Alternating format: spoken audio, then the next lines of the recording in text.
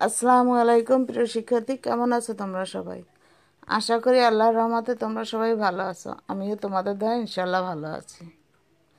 তোমাদের home preparation and exam 2020-এর প্রথম পর্বের প্রশ্ন নিয়ে তার উত্তর সেট করে সুন্দর করে উত্তর আমরা জমা দিয়েছি, জন্য তোমাদেরকে অসংখ্য ধন্যবাদ।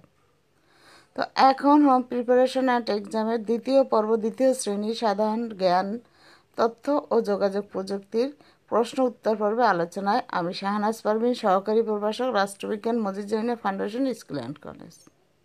তো চলো প্রিয় শিক্ষার্থী, এখন আমরা আমাদের মূল প্রশ্ন উত্তর পর্বে চলে যাই।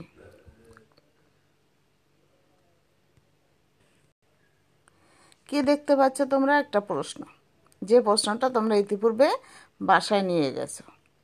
দেখো, প্রথমেই তোমাদেরকে বলবো যে ক বিভাগ সাধারণ জ্ঞান, সেখান থেকে যে সাধারণ জ্ঞান ও তথ্য যোগাযোগ প্রযুক্তি প্রশ্নগুলো আছে, তার সাধারণ জ্ঞানের বিষয়ে প্রশ্নগুলো হচ্ছে ক বিভাগে, যেটা 1 থেকে 15টা প্রশ্নের উত্তর দিতে পারলে 15 গুণে 15। এখন তোমরা এই 15 নাম্বার পাওয়ার জন্য প্রথমেই যে প্রশ্নটা, সেটা হচ্ছে আলো ছায়া কি। তোমাদের এখানে আলো ছাড়া লেখা আছে, কম্পিউটার ভুল, তোমরা আলো ছায়া লিখবা। তো তোমরা সবাই জানো আলো ছায়া, যার অর্থ হচ্ছে ছবি প্রাণ। এরপরে প্রশ্নটা হচ্ছে ধান উৎপাদনের শীর্ষ জেলা কোনটি?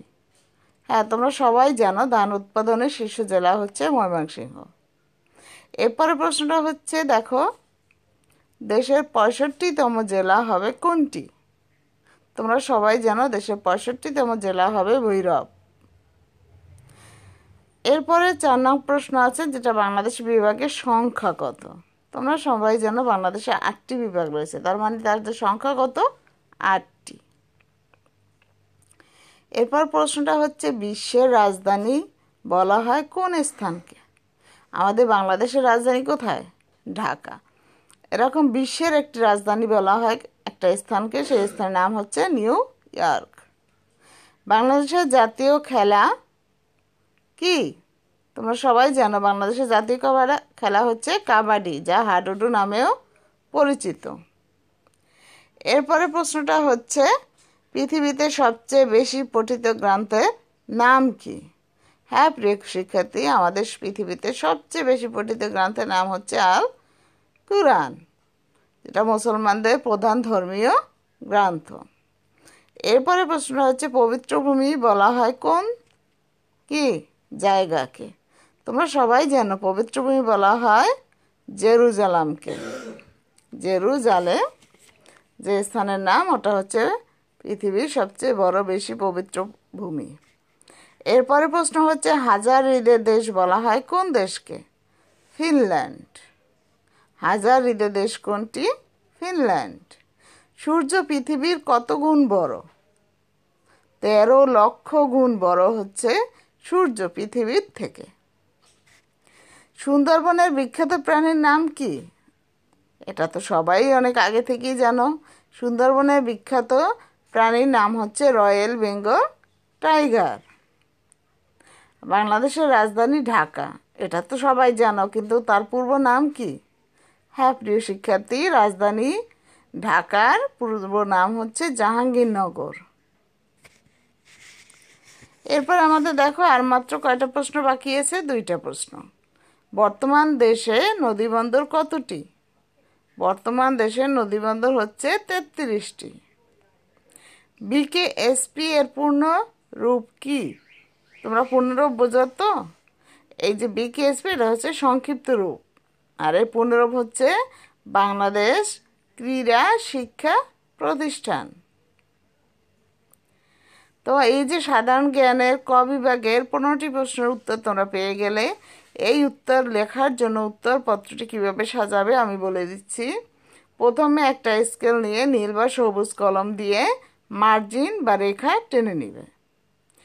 এরপর তোমরা 1, 2, 3, 4, 5, 15 নম্বর প্রশ্ন পর্যন্ত যাতে এক একটা বাক্যে, তাই তোমরা প্রশ্ন লেখার উপরে একটা লাইন লিখে 1 উত্তর 2 উত্তর এরকম দিয়ে যাবে। সেই লেখাটি হচ্ছে ক বিভাগের সাধারণ জ্ঞান লিখে নিচে লিখবা, প্রশ্নগুলোর উত্তর নিচে দেয়া হলো। এটা নীল বা সবুজ কলম ব্যবহার করবে। প্রিয় প্রিয় শিক্ষার্থী, আরেকটি গুরুত্বপূর্ণ কথা হচ্ছে তোমরা উত্তরপত্র লেখার সময় কোনো তাড়াহুড়া করবে না। উত্তরপত্রটি লেখার সময় অবশ্যই নীল বা সবুজ কলম যেমন ব্যবহার করবে, ঠিক তেমনি খুব সচেতনভাবে ধীরে ধীরে কাটাকাটি ছাড়া নির্ভুলভাবে সুন্দর হস্তাক্ষরে লেখাটা শেষ করবে। প্রিয় শিক্ষার্থীরা, এতক্ষণ তোমরা কি শুনলে? ক বিভাগের সাধারণ জ্ঞানের প্রশ্নগুলো। এরপরে দেখো, খ বিভাগ নামে আর একটা তথ্য যোগাযোগ প্রযুক্তির প্রশ্নগুলো দেওয়া হয়েছে। সেখানে 5টা প্রশ্ন দেওয়া আছে। 5টা প্রশ্নে তোমাদের মান হচ্ছে 2 করে, তাই 5 2 10। এখানে ঠিক খাতাটি লেখার আগে খাতাটি সেট করে নীল বা সবুজ কলম দিয়ে মার্জিন করে লিখবে।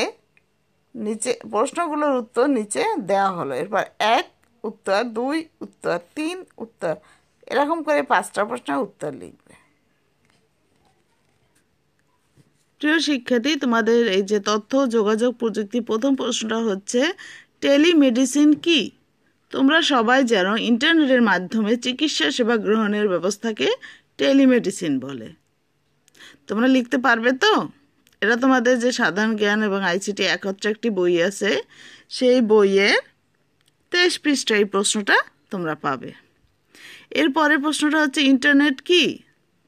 তোমরা অবশ্যই জানো কম্পিউটারের মাধ্যমে এক স্থান থেকে অন্য স্থানে যোগাযোগ করার ব্যবস্থাকে ইন্টারনেট বলে।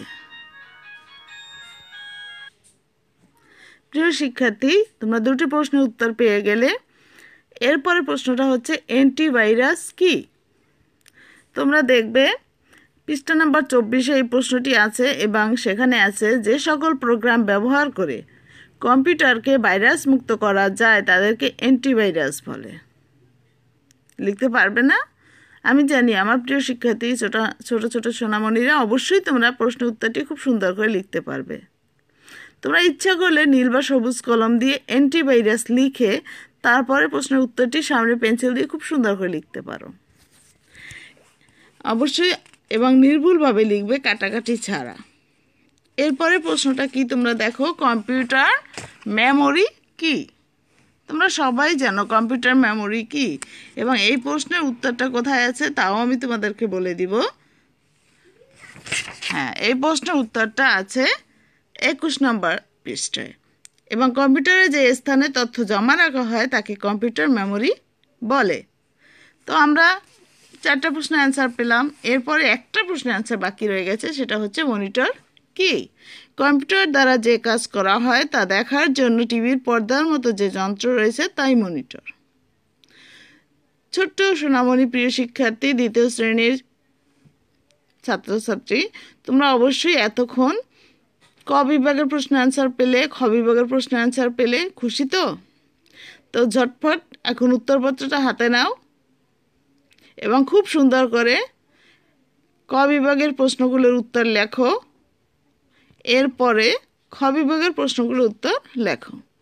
এবং আবারও তোমাদেরকে মনে করিয়ে দিচ্ছি, এখানে কম্পিউটারে টাইপিংয়ে যে ভুলগুলো হয়েছে সেটা হচ্ছে আলো ছাড়া কি, কিন্তু ওখানে প্রশ্নটা হবে আলো ছায়া কি।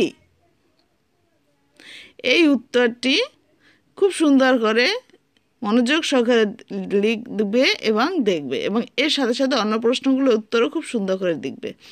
লেখার হলেই কিন্তু শেষ নয়, লেখার পরে প্রশ্নপত্র এবং উত্তরপত্র ঠিকঠাক আছে কিনা, তুমি 1 নংয়ের জায়গায় 1 নংই লিখেছো কিনা, ক বিভাগের জায়গায় ক বিভাগ লিখেছো কিনা, এগুলো খুব সুন্দরভাবে রিভিশন দিবে। তো প্রিয় শিক্ষার্থীবৃন্দ, খুব সুন্দর হস্তাক্ষরে নির্ভুলভাবে কাটাকাটি ছাড়া মার্জিনকৃত উত্তরপত্রটি জমা পাওয়ার আশায় রইলাম। হ্যাঁ, আমি জানি আমার প্রিয় শিক্ষার্থীরা অবশ্যই সুন্দর করে সেটা জমা দিবে। তোমাদের জমা দেওয়ার তারিখ মনে আছে তো? 12 তারিখ।